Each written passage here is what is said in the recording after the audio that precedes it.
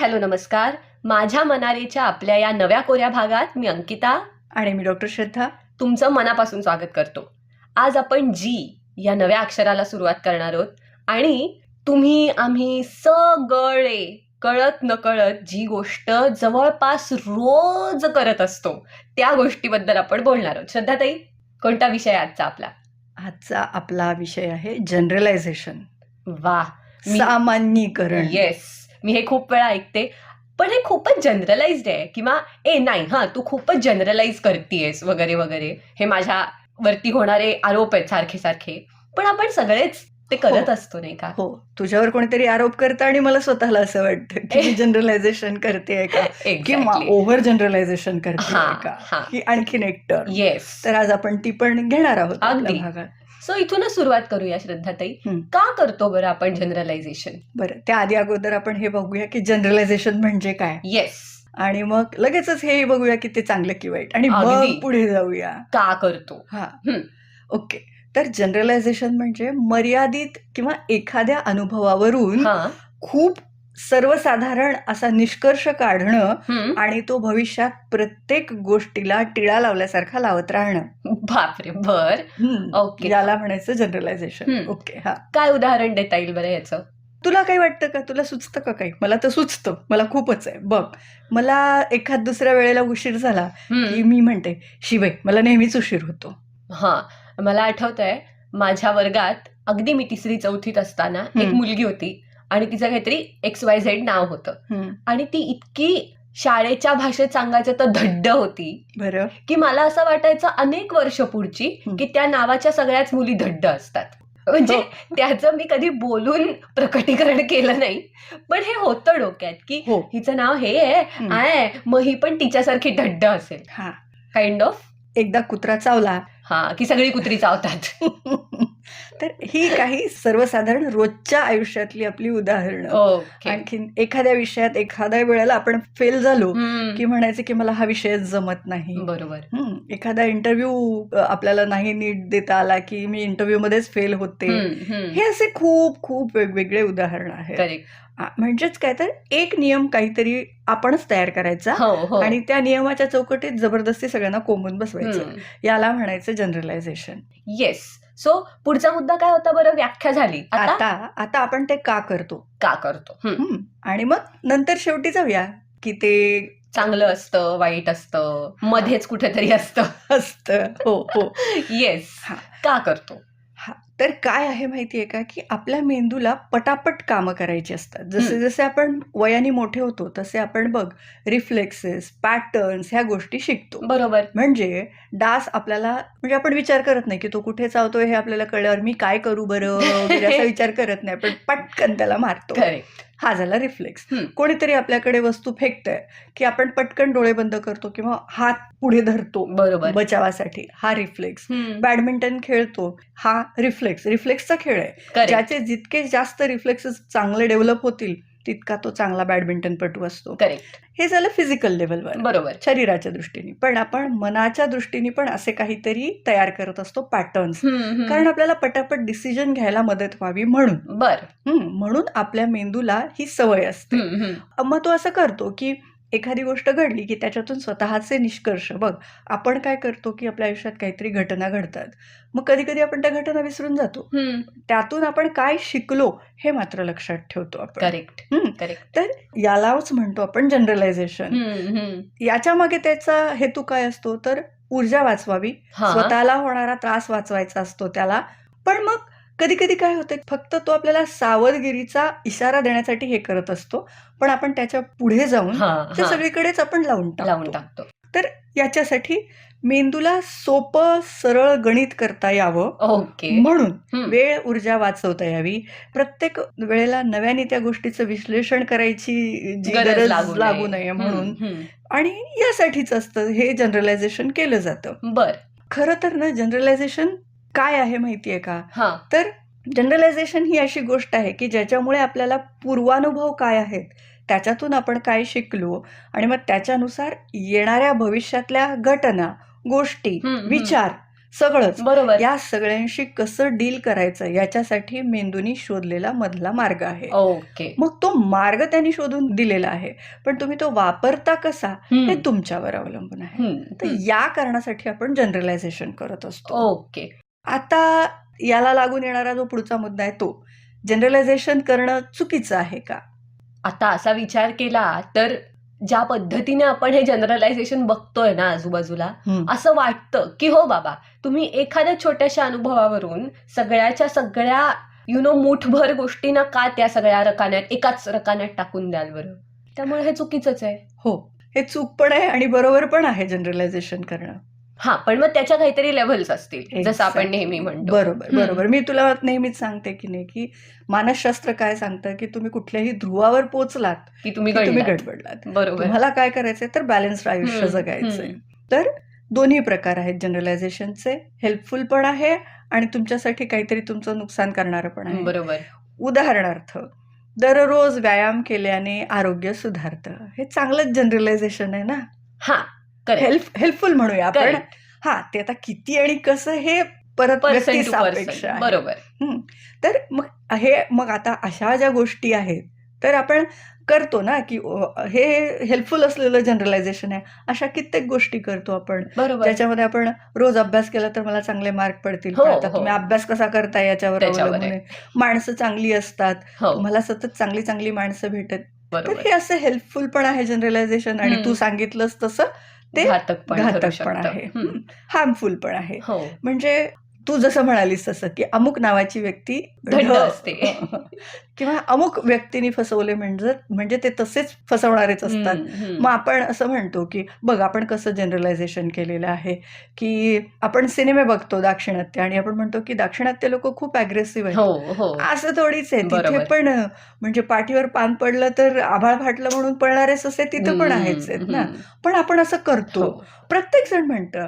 आता एखादी भाषा आपल्याला कळत नसते, उदाहरणार्थ मुंबईमध्ये आता आपण राहतो, आपल्याकडे सगळ्याच राज्यातली लोक येऊन राहतात. बरोबर.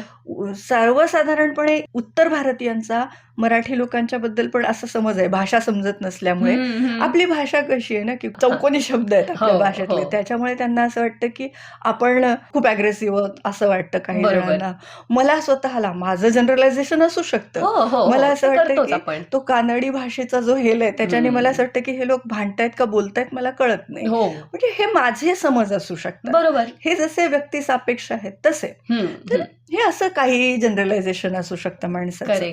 पण आता हे कधी घातक कधी ठरू शकतं, तुम्ही जेव्हा त्याचं ओव्हर जनरलायझेशन करता, म्हणजे अतिसामान्यीकरण करता, तेव्हा. म्हणजे आपण काही कम्युनिटींच्या बद्दल बोलतो किंवा एका माणसावरून अख्खा समाजच त्याच प्रकारात टाकून द्यायचा, त्याला लेबल त्याला आपण म्हणतो, तर असं पण म्हणतो. मग आपण जेव्हा ओव्हर जनरलायझेशन करतो तेव्हा आपलं नुकसान होतं.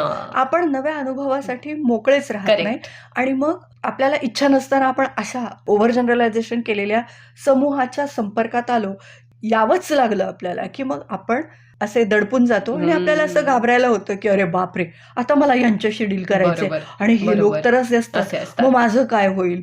तुम्ही जर का एकदा चष्माच तसा लावलाय, म्हणजे सावन का अंधा, त्याला सगळं हिरवच दिसणार आहे, मग तसं होतं. किंवा ज्याला काळी झाली त्याची नजरच पिवळी झालेली असते, तशी तुमची काळी झालेली आहे, मग तुम्ही सगळ्यांना काळच बघणार आहे आणि याचा ताण तुमच्यावर येणार आहे. मी तुझ्याकडे काय म्हणून बघतीये हे तुला माहिती नाहीये, बरोबर, मला माहितीये, आणि मग त्याचा ताण माझ्यावर येतो की मी तुझ्याशी जेवढा वेळ तुझ्यासोबत असणार आहे त्याच्यातला प्रत्येक मिनिट मला डील करायचंय, तुला माहितीच नाहीये ना. सो हे नको असलेले अवांछित ताण आपल्यावर येतात आणि मग आपल्याला त्रास होतो. मग असं आपण दुसऱ्यांच्याच बाबतीत करतो असं नाही, स्वतःच्या अपयशा बाबतीत पण आपण असं करतो. शाळेत गणित हा विषय एखाद्याला समजायला अवघड गेला, मला पण डिस्कॅल्क्युलिया आहे, तर गणित हा विषय पहिल्यांदा समजायला अवघड गेला. साधारण आपल्याला ना, म्हणजे आता माझा जो अभ्यासक्रम होता त्यानुसार म्हणते मी की 5वी 6वी 7वी पर्यंत बरं होतं. एकदा काय x+y आलं म्हणजे अंकगणित बरं होतं. Same here. बीजगणित आलं म्हणजे मी हिशेब पटापट करू शकते, पण x+y = मग एकदा ते 7वीत पहिल्या गणिताच्या तासाला गणित समजलं नाही आणि मग माझ्या डोक्यात काय बसलं की अरे आपल्याला हे बापरे, कळत नाही. आणि मग ते त्याच्यावर चढत गेले थर हम्म. आणि मग त्याचा झाला मोठा मोठा मोठा एक असा बाऊ झाला. हो. आणि मग मला 10वीला माझ्या बाकीच्या विषयातले चांगले मार्क असले तरी गणितात जेमतेम मार्क होते. मग त्यामुळे काय झालं की इकडचे चांगले असलेले मार्क सुद्धा त्या खड्ड्यात गेले करेक्ट. आणि धडाम पर्सेंटेज डाऊन झालं. तर हे असं घडत असतं. जनरलायझेशन आपण फक्त इतरांच्या बाबतीत करतो असं नाही, बरोबर. सेल्फ इमेजच्या बाबतीत पण करत असतो. मग आपण स्टिरिओ टायपिंग पण करायला लागतो. अगदी. आता आपण जे बोललो ते. Correct. मग याच्यामुळे होतं काय तर नातेसंबंध बिघडणं, स्वतःवर ताण येणं, हो. या सगळ्या गोष्टी, स्वतःबद्दल नकारात्मक स्वतःची स्वप्रतिमा तयार होणं आणि मग या सगळ्यातून काय होतं तर चुकीचे निर्णय. आणि एकंदरीतच आपली प्रवृत्तीच कूपमंडूक होत जाते ना, की प्रत्येका तुमच्या आजूबाजूच्या घटकाला जर तुम्ही एक लेबल लावून टाकायला लागलात तर तुम्ही म्हणालात तसं मगाशी की नव्या अनुभवानं तुम्ही मुकतच राहणार आहात, कारण तुमचं ते लेबल बाजूला काढून तुम्ही त्या समाज घटकाकडे बघूच शकणार नाही आहात. स्वतःकडे पण अर्थात स्वतःचाही तो पैलू तुम्ही एक्सप्लोर करत नाही आहात, कारण म्हणजे आपली इमेजच डाऊन झालेली आहे माझ्याच नजरेत. आणि मग अशा माणसाला किंवा अशा व्यक्तीला कोणीतरी काहीतरी कॉम्प्लिमेंट देतं, तर मग त्या माणसाला अरे हे माझ्यात चांगलं आहे, माहितीच नव्हतं मला. याच्यातून काय कळतं की तुम्ही जनरलायझेशन करून टाकलंय की मी चांगली दिसत नाही. म्हणजे मी इथे उदाहरणं दोन्हीही देते, समाजाबद्दल किंवा इतरांबद्दल. मी आणि इतर दोन्हीही ठिकाणी आपण जनरलायझेशन करतो आणि ओव्हर जनरलायझेशन करतो. तर आता जनरलायझेशन आणि ओव्हर जनरलायझेशन काय हे पण बघूया आता. थोडंफार आपण बघितलेलं आहे. आणखी त्याचे रेषा ठळक करता येतील आपल्याला. तर आता फारच असं बोलण्याऐवजी आपण जर असं टाळायचं कसं इकडे येऊया, म्हणजे जरा आणखीन मजा येईल आणि आपण पुढे जाऊया. आता जनरलायझेशन पूर्ण टाळता येणारच नाहीये, शक्यच नाही. ही निसर्गाने दिलेली देणगी आहे. तर या देणग्या आपण टाळू शकत नाही. आपल्या सिस्टीम मध्ये आहेतच, त्या बाय डिफॉल्ट आहेत त्या आपल्यामध्ये, आपण नाही काढून टाकू शकत. तर मग आपण तिचं काय करू शकतो तर आपण तिला बॅलन्स्ड ठेवू शकतो. त्याला म्हणू शकतो आपण की जागरूकपणे नियंत्रित ठेवलेलं सामान्यीकरण. आता मग हे कसं करायचं तर स्वतःला प्रश्न विचारायचा. एखादा वाईट अनुभव, त्याचं आपण ठरलेलं असतं की मी नेहमी नापास होते किंवा कुत्रे नेहमीच चावतात, ही माणसं अशीच असतात, मला माझ्या जवळचे लोक नेहमी फसवतात, ह्या जनरल टर्म्स आहेत, बरोबर. तर जेव्हा असं आपण म्हणत असतो तेव्हा बसून विचार करावा की याला कधी अपवाद घडलाय का. मग तुम्हाला काय उत्तर मिळतं ते बघावं. त्याच्यानंतर स्पेसिफिक विचार करावा. काही वेळेला असं झालं तर काही वेळेला तसं पण झालंय का याचा विचार करावा. पुरावे द्या स्वतःला. म्हणजे मी जर म्हणते की कुत्री चावतात किंवा जनावरांचं वागणं बेभरोशाचं असतं, ही माझं जनरलायझेशन आहे.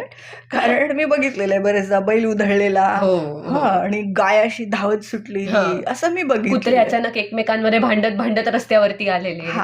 मी माझा असा समज केलाय की कुत्रे चावतात, हा जो माझा समज आहे ह्याला पुरावा काय.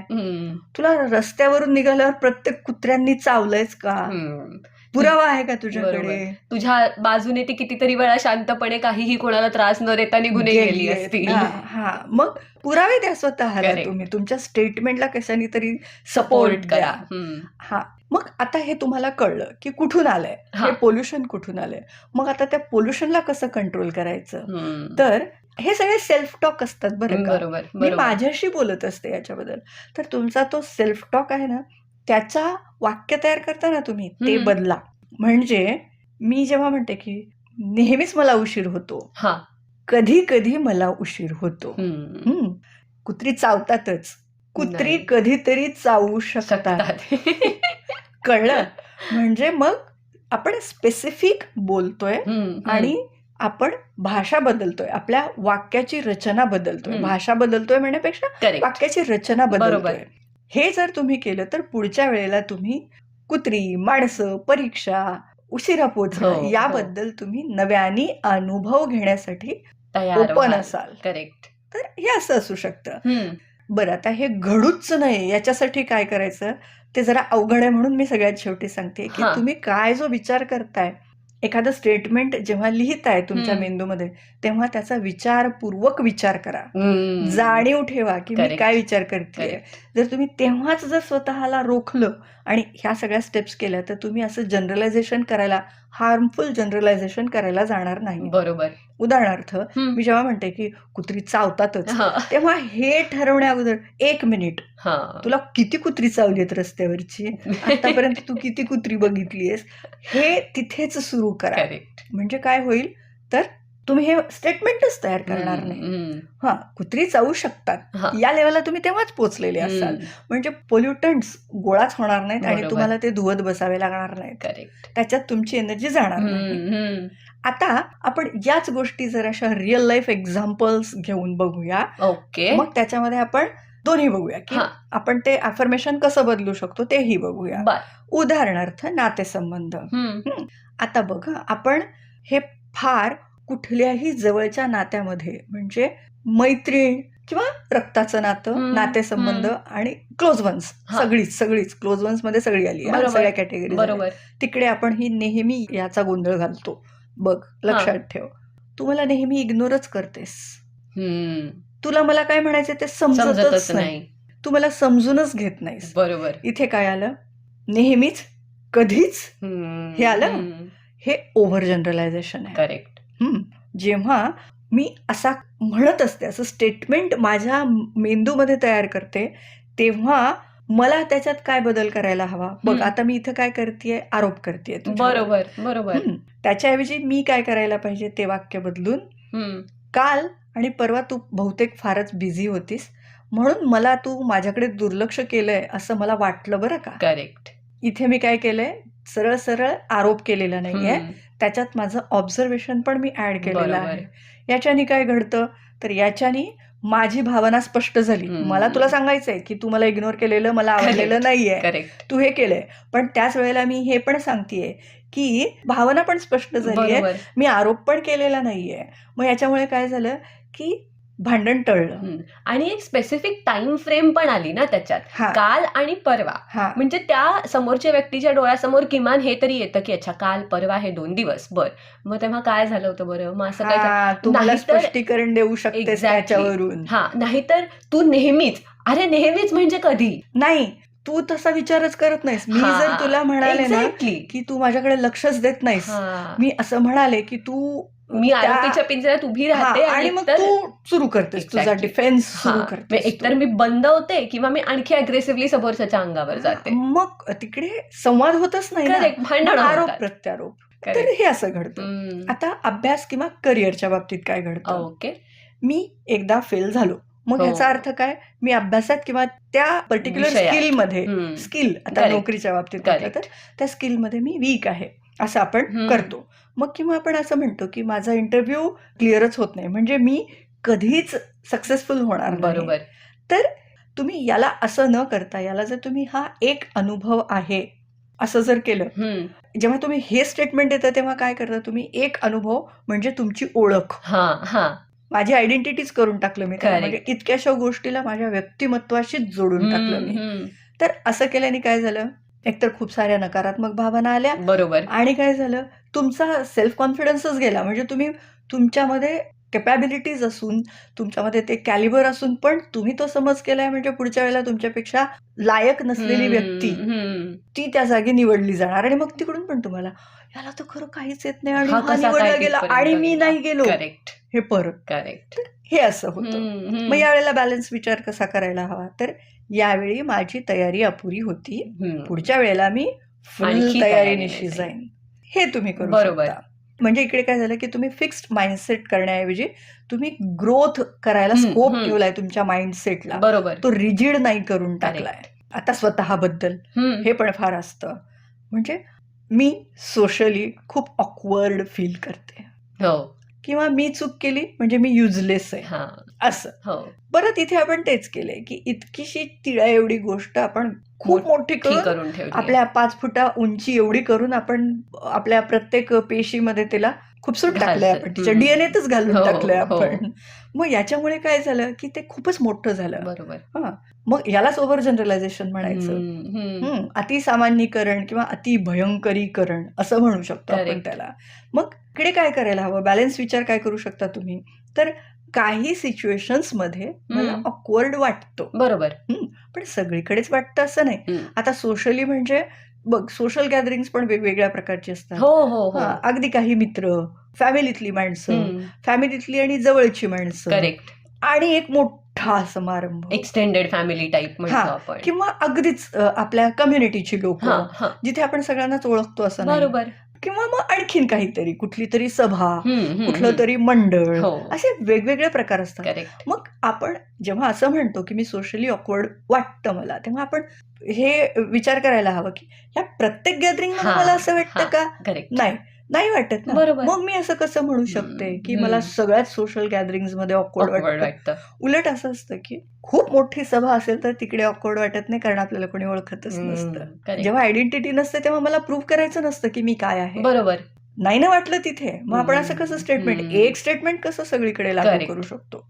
मग इथे आपण काय केलं तर सेल्फ क्रिटिसिझम पासून सेल्फ अवेअरनेस कडे गेलो की हे होत नाही. बरोबर बरोबर. आता लोकांच्या बद्दल, आजकालचे लोकच ना फार स्वार्थी झाले. हो हो. अरे पण याच स्वार्थी जगात तुम्ही राहता, जेव्हा तुम्ही पडता तेव्हा तुम्हाला कोणीतरी अनोळखी माणसं येतात, तुम्हाला पैशांची सुद्धा मदत करतात आणि त्या गर्दीत ते मिसळून निघून पण जातात. मग तुम्ही असं कसं म्हणू शकता? बरोबर. त्या प्रोफेशन मधले लोक ना असेच असतात. हो हो हो. आपण खूप सर्रास करतो. म्हणजेच इकडे काय तर आपण रिजिड थिंकिंग ठेवायला नको, तिकडून काय करायला हवं तर फ्लेक्झिबल थिंकिंग. जसं मी सांगितलं की लोक सेल्फिश असतात, सगळी नसतात. कुठेतरी आपल्याला चांगला अनुभव पण येतोच, भावनिक अनुभव. माझ्यासोबतच नेहमी वाईटच घडतं. ज्याच्याबद्दल मला प्रेम वाटलं तो माणूस मला लवकर सोडूनच जातो. हे फार आपण असा विचार करतो, आणि हे विचार आपण हे विचार तर कधीच कोणाला, वरचे इतका वेळ जे आपण बोललो ना ते कधीतरी आपण कोणाला तरी बोलून दाखवतो, पण हे आहे ना, हे आपण कधीच कोणाला बोलून नाही दाखवत. मी कितीही प्रयत्न केला ना तरी मी माझ्यात बदलच घडवू शकत नाही.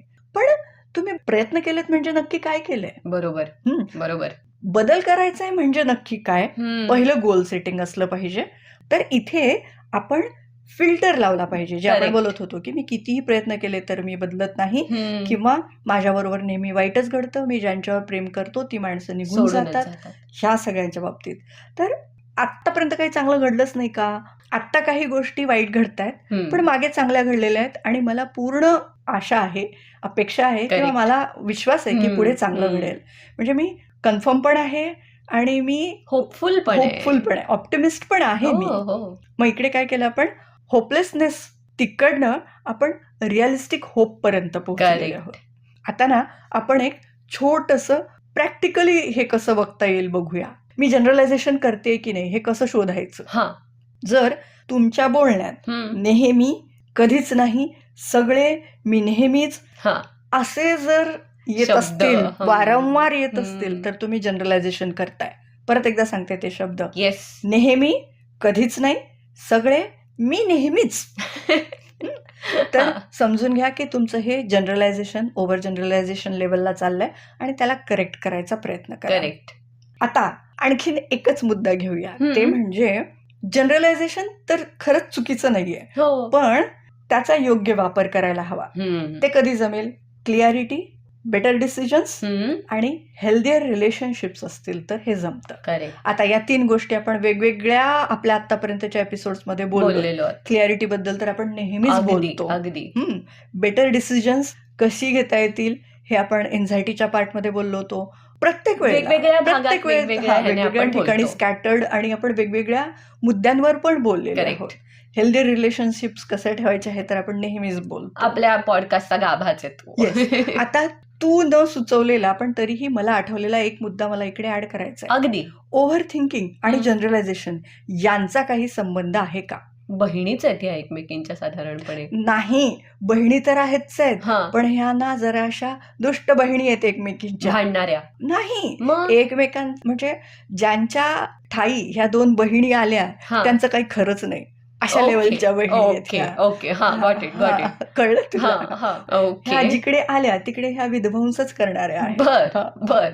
म्हणून म्हटलं की ज्याच्या ठाई या दोघी त्यांचं काही खरं नाही. हम्म, तर इकडे काय माहिती का, ओव्हर थिंकिंग हा स्पार्क आहे. हो हा हो. ठिणगी टाकणारा आहे.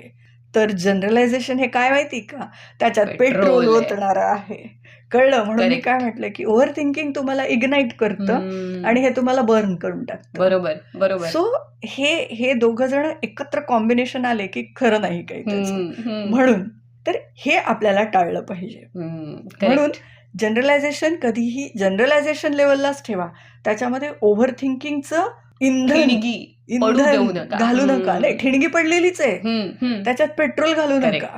सो आता ही सायकल कशी तोडायची? हा, तर तुमचा कुठला थॉट आहे की ज्याच्यावरून तुम्ही हे सगळं सुरू करता, ओव्हर थिंकिंग लेवलला जाता, ओके, ते ओळखा. हा, मी नेहमी फेल होते. हम्म, नेहमीच फेल होते का? सगळीकडेच फेल होते का? Correct. अभ्यास म्हणजेच आयुष्य आहे का? हे स्किल येतं ना मला. हम्म, मी थांबवलं ओव्हर बरोबर थिंकिंगला. बरोबर. लेबल करा. म्हणजे आता मी जे सांगितलं, मी नेहमीच, हो सगळेच, हो हो, कधीच, असं हे हे जे शब्द. आहेत हे ओळखा. करेक्ट. तुमचं वाक्य रिफ्रेम करा. तुमच्या वाक्याची रचना बदला. या वेळेला झालं, पण पुढे होणार नाही किंवा मी Correct. होऊ देणार नाही, मी प्रयत्न करेन. बरोबर. ऍक्शन घ्या. अल्बर्ट एलिस ज्यांनी आरईबीटी फेमस केली, हो. तो त्याचं एक फेमस वाक्य आहे. तो म्हणतो, मूव्ह युअर बट्स. ऍक्च्युली त्याशिवाय जगात काहीही हो. शक्य नाही. बसून विचार करून डोक्यात खलबत्ता करून काही होणार नाहीये. कुठलीही गोष्ट तुम्ही करायला घेतली पाहिजे. करेक्ट. हा, आणि मग फर्मनेस येस. Versus generalization. तुम्ही फर्म असलं पाहिजे की नाही, मी जनरलायझेशनला जाणार नाही, हे माझं चुकीचं आहे. हे बरोबर.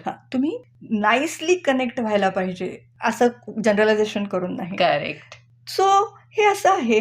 ऍक्च्युली ना, तुम्ही तुमच्यामध्ये लवचिकता ठेवली, विचारातली फ्लेक्झिबिलिटी करेक्ट ठेवली की तुम्ही नव्या अनुभवासाठी तयार राहता. करेक्ट. प्रत्येक अनुभव वेगळा असा समजायला लागतं आणि मग अल्टिमेटली तुमचं जनरलायझेशन कमी थांबायला होतं. लागतं.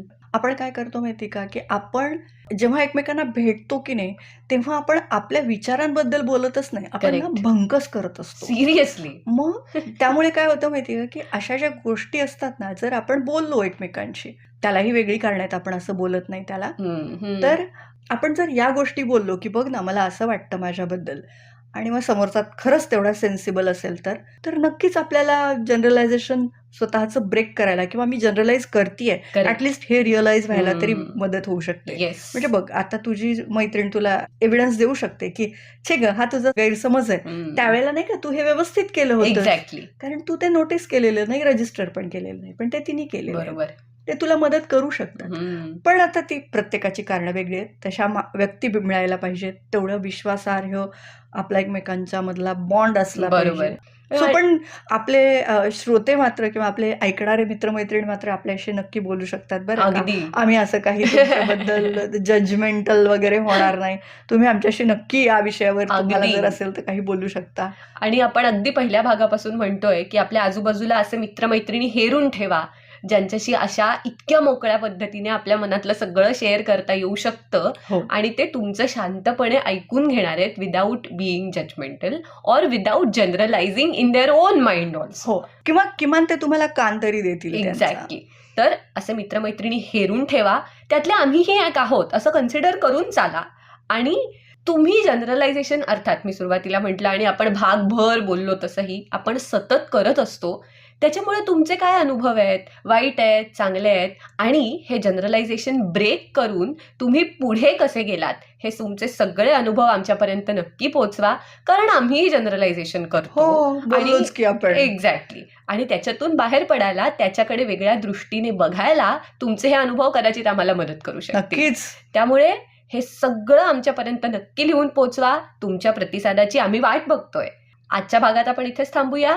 पुन्हा भेटू पुढच्या भागात जी या अक्षरापासून सुरू होणाऱ्या आणखी एका सायकोलॉजिकल कॉन्सेप्ट सोबत.